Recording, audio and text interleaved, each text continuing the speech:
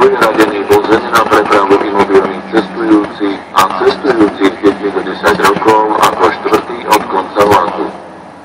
Reštauračný vozeň je radený ako druhý od konca vlaku. Vozeň prvej triedy je radený na konci vlaku. Pri nástupišti 2, Goraj 2, stojí rýchlik 608, Kúpele Lúčky z Košíc do Bratislavy hlavnej stanice, pravidelný odchod 15 hodín 17 minút.